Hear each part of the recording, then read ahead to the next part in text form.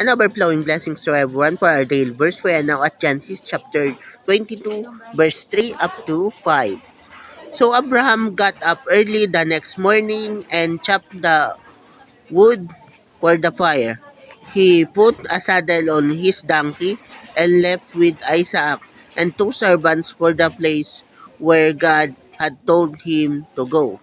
3 days later, Abraham looked up in the distance and saw the place.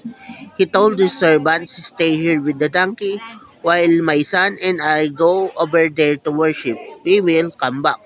So in this passage, we will see the obedience of Abraham in action. Yes, he is willing to give up his son Isaac unto the Lord by offering him as a fragrant offering to the Lord.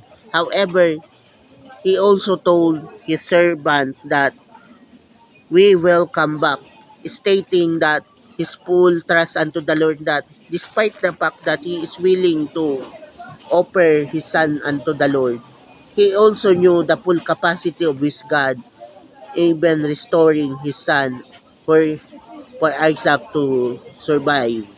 See, that's his trust to the Lord. That's why Abraham indeed was blessed by God because of his faith.